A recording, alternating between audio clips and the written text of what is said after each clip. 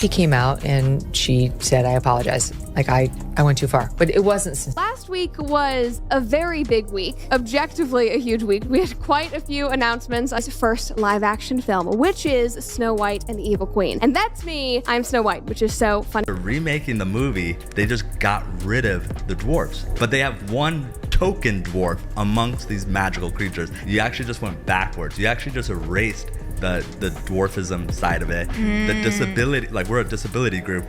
You just erase. Oh, honey, grab your popcorn because Rachel Zegler's fairy tale is crumbling faster than a cookie in hot tea. Just a year ago, Rachel was being paraded around as Disney's shiny new princess, the face of their live-action empire. Everyone thought she was the one, the new golden girl set to lead Disney into a bold modern era. But today, the tea is scalding because Rachel has reportedly moved back in with her parents. Yup. The same girl who was supposed to be waltzing on red carpets and living in penthouses is now allegedly unpacking boxes in her childhood bedroom. And honey, that's just the beginning of the disaster. I'm guessing that she's not married. I'm guessing that she doesn't have kids. The movie is a complete disaster, by the way. Pretending like Rachel Zegler is the first of them all when she looks like Lord Farquaad in the film. No one on the right side of America can stand the star of this movie. Have they ever thought about maybe like a little bit of like, I don't know, vulnerability study, opposition research, that sort of thing before you go and hire some Zoomer who's a little... Because girl, the hits just keep coming. Right on the heels of Rachel's alleged move, Disney went and yanked all Snow White merch off the shelves. Quietly, no big announcement, no grand apology. Just a poof, like it never existed. It's the corporate version of We Don't Know Her. What was supposed to be Disney's crown jewel, their dazzling Snow White reimagining, has now turned into a full-blown Hollywood horror story. The casting controversies, the bad press, the cringy interviews, it all snowballed into a meltdown that not even Disney's billion-dollar marketing machine could save. Instead of ushering in a new magical era, Rachel's Snow White has become the cautionary tale everyone's whispering about. Catastrophically. They spent $300 million and it currently has a 2.2 out of 10 rating on IMDb. The movie has a major identity crisis. Oh my God.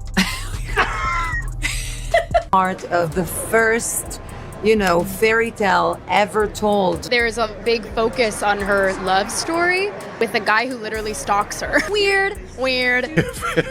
Hardcore. They're petrified of some kind of backlash. I wanted my money back. And let's talk about that merchandise pull, shall we? Because baby, it shook the entire entertainment world to its core. Disney doesn't just pull merch for no reason. That's their bread and butter. Merch sales are supposed to keep the money flowing even when the box office dips. So the fact that they're scrubbing Snow White from their shelves, that's not just a little setback. That's a full-body corporate panic attack. They're basically admitting, without saying a word, that the Snow White brand is so tainted, it's better to cut their losses and run. Spent $170 million to make the thing, and it had the lowest opening, under $50 million, of any of these live-action Disney remakes that they've ever had. Nobody Who wants a movie about true love? What kind of woman do we want out there seeking true love, Eliana? The outrage. Queen playing the evil queen. It was pretty amazing. Rachel Zegler is extraordinarily woke, but she's woke in a way that's quite deranged. This is just so typical of the left.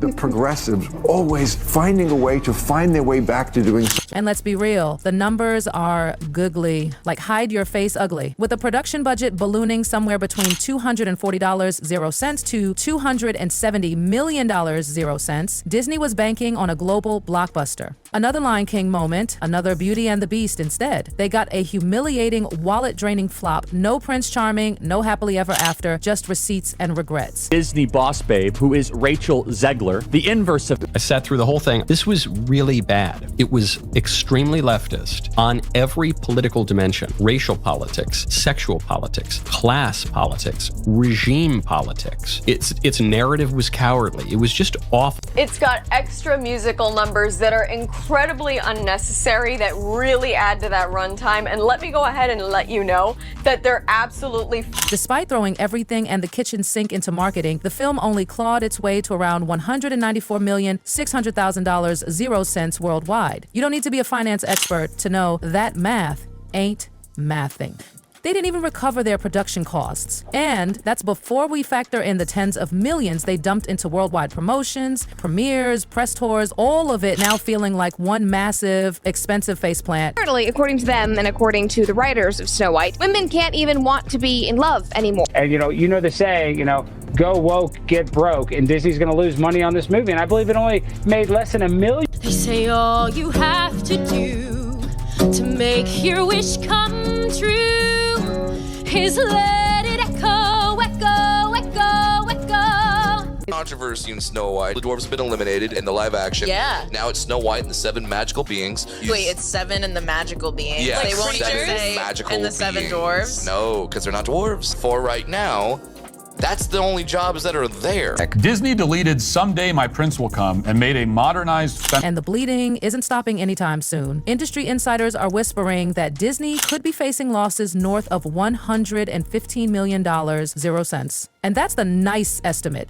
Some say the real number could be way worse once merchandising failures and hidden promo costs are fully tallied. And for a powerhouse like Disney, the kings and queens of billion-dollar remakes, this isn't just a stumble, it's a full-on reputation-destroying humiliation. But here's where it really gets brutal. It's not just the money. The Snow White disaster is ripping apart Disney's entire live-action playbook. For years, audiences were enchanted, willing to hand over their money for these shiny, updated versions of classics. But after Snow White, baby, the magic spell is broken. Theater chains reported near empty seats even on opening weekend. International markets, which usually save a flailing US release, crickets. People just didn't care, and Disney was so busy patting themselves on the back they never even saw it coming. Let's be real, this wasn't just a flop, this was a slow-motion train wreck, and everybody except Disney saw it coming. Much of the drama started way before the movie even hit theaters, all thanks to Rachel Zegler's mouth running faster than her PR team could keep up. Her now infamous interviews about the original 1937 Snow White film, Julie, a mess. Calling the prince creepy, mocking the original storyline, talking about how she wouldn't even let her Snow White fall in love. Whew. That didn't sit well with the die-hard Disney crowd. You know, the very people this movie was supposed to attract. Fans weren't just upset. They felt disrespected, and they made sure Disney heard it. But instead of pulling her aside and telling her to cool it, Disney doubled down. And by the time the film dropped, the damage was done. Now let's talk PR strategy, or lack thereof. Because the moment Disney realized this film wasn't the hit they hoped for, they ghosted their own project fast. No more flashy influencer campaigns. Press interviews disappeared overnight. Late night appearances? Canceled. It's like everyone involved wanted to pretend it never happened. And then came the biggest silent mic drop of them all. The merch pull. Toys, costumes, dolls, everything just gone or heavily discounted. Disney basically said, we'd rather take the L than keep this disaster on shelves. For a company that makes billions in merchandising, that's not just a retreat. That's white flag energy. A straight up, we give up. But baby, this mess didn't stop at one movie.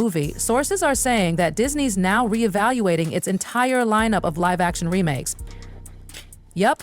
Some of those highly hyped reboots that were already greenlit, allegedly being quietly shelved or delayed. Emergency meetings have been happening behind the scenes. Executives are in full crisis mode, scrambling to figure out how they let one of their most iconic properties spiral into one of their biggest failures ever. And you know what the gag is? This might be the end of the live-action remake era. Seriously. Internally, there's buzz that the top brass is finally starting to understand what the fans have been screaming for years. Stop messing with the classics. Stop layering modern lectures onto timeless stories. Give people the heart, the wonder, the nostalgia, not preachy narratives wrapped in glossy CGI. But now, let's talk about Rachel, because while Disney is trying to scrub Snow White off their shelves like a bad tattoo, Rachel Zegler is out here trying to reinvent herself. Desperate much? Well, she's moved on to theater, landing a leading role in the London revival of Evita.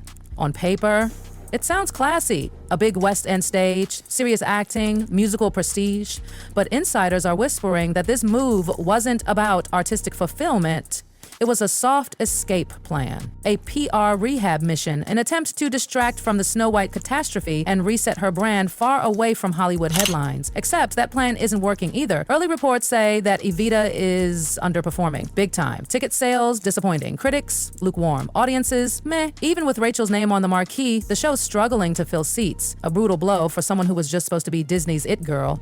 And people aren't talking about her performance, her vocals, her presence. No, baby, they're still talking about the controversy, the drama, the disaster she can't seem to shake. Even worse, sources close to the production are reportedly saying that Rachel's reputation followed her overseas. Theatergoers in London are hesitant. Some even flat out refuse to support the show because of her involvement. And when your offstage baggage overshadows your onstage talent, that's when you know the brand damage runs deep. Rachel's name is still trending, but not for the right reasons. Not for slaying her vocals, not for a brilliant performance, but for the flop, the pulled merch, the failed fairy tale, the dream role that turned into a PR nightmare, and now this little West End detour feels less like a reinvention and more like a last-ditch hiding spot while the storm hopefully passes. But let's be honest, the storm isn't going anywhere. Because the Snow White flop didn't just stain Rachel's career, it sent shockwaves through all of Hollywood. Studios are shook. This wasn't some throwaway remake. This was Snow White, the first princess, the one that literally built the Disney empire. And now it's the movie that just proved you can't fake the magic. You can't just slap a famous title on a poster, sprinkle in CGI, and expect people to show up. If the soul isn't there, if the storytelling isn't right, if the fans feel mocked instead of cherished, it all crumbles fast. Other studios were watching Disney's every move, ready to mimic it for a quick nostalgia cash grab. But now, everyone's holding their breath. Reboots are being put on ice. Radical reinterpretations put through focus groups again and again. Studios are suddenly talking about authenticity, about honoring original material, about actually listening to fans. Because let's not forget, this whole thing could have been avoided if Disney had just paid attention to the early warning signs. The backlash to Rachel's casting, her dismissive interviews, the fan outrage. All of it was loud, but Disney ignored it, believed their brand could weather any storm, believed people would show up no matter what. Well, they didn't. Theaters were empty, merch went unsold, and now the Snow White brand is damaged, possibly beyond repair. And that brings us to where Rachel Zegler is now, back home, reportedly living with her parents. Let that sink in for a second. Just a year ago, she was being fitted for princess gowns, starring in glossy Vogue features, touted as the new face of Disney royalty. And now, she's allegedly eating dinner at her childhood kitchen table while the internet dissects her downfall like it's a true crime docuseries.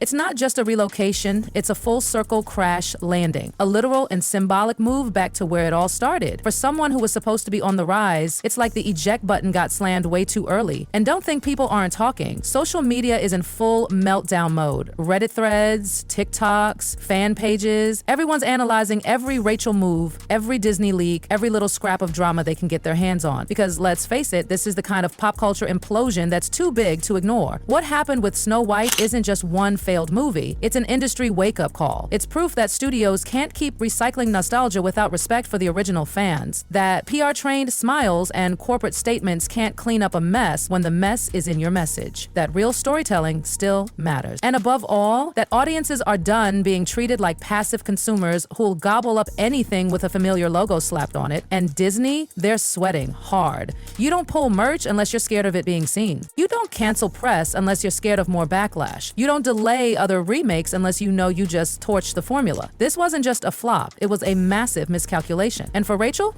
Well, the industry's watching hard. Some insiders think she might bounce back, that this is just her learning curve moment. Others say her name is now PR poison, that casting her in anything major right now is a risk no one wants to take. The sad part, Rachel really is talented. People loved her in West Side Story. She has the voice, the presence, the charisma, but in Hollywood, talent isn't always enough. Timing and optics are everything, and her timing couldn't have been worse. One misstep became a domino effect, and once the internet turns on you, it's hard to get them back. Now, the real question lingers like a cloud. Can Rachel Zegler come back from this? Can she rebuild her image, shift the narrative, and prove she's more than just that girl who ruined Snow White? Or is she destined to be a cautionary tale, the star who flew too close to the Disney sun and got burned?